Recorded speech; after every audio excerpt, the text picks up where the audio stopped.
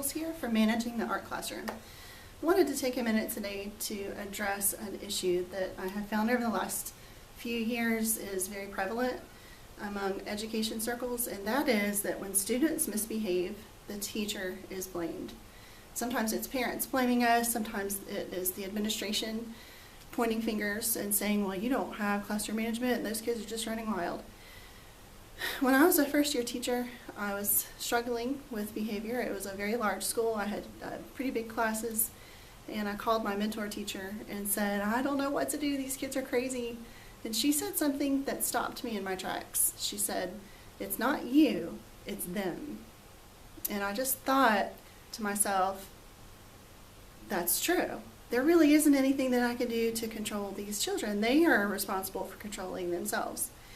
Then when I started the classroom management blog in 2013, I discovered this study that was done in 1993. It was a mega study of 50 years of research in education. And in that, they listed all of these variables that would contribute to student achievement in the classroom. The number one variable is, believe it or not, classroom management. Of course, the teacher has control over that. That is something that we can do to provide a structured learning environment so that students can achieve. There are two variables on this list that are the complete and sole responsibility of the teacher. Number one, classroom management. Then on down the list is instruction, quality and quantity of instruction. That's actually number 9. Oh, I have 9 and 10. There are two other variables that are shared responsibilities between the student and the teacher. One is motivation. How is the student's attitude towards the subject? And the other is the relationship between the student and the teacher. And the teacher can do a lot of things to promote a positive relationship with the students, but we can't do that if the kid is not cooperating, so it's a shared responsibility.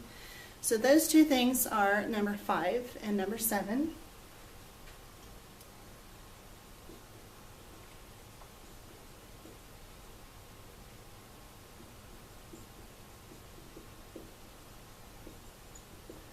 So of all these things, you have classroom management, teacher responsibility, instruction, teacher responsibility, relationship is a shared responsibility, motivation is a shared responsibility, and then there's 6 other factors that are completely outside of our control.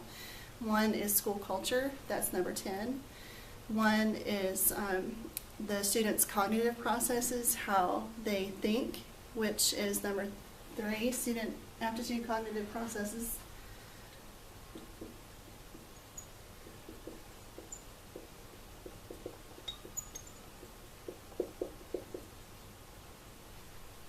Then there's things that go into influencing the kid, like their relationships with their peers. Who are they hanging out with? Of course, right up underneath classroom management is student work and study habits.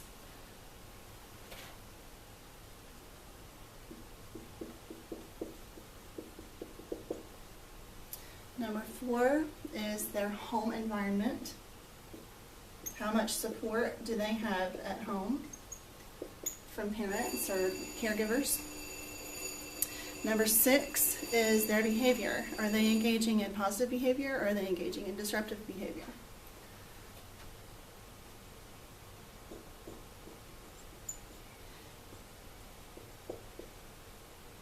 Number 8 is, like I said a minute ago, their peer relationships, and then number 10 is school culture.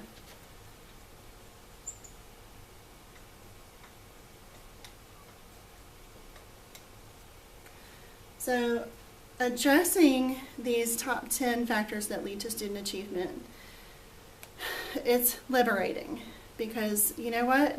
Who's responsible for the child making good decisions? The child is responsible for that. We are not.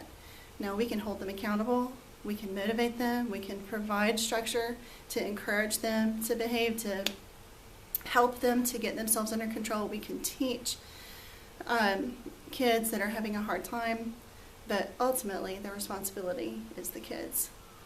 I hope that this has encouraged you. We are here because we believe in empowering and encouraging art teachers.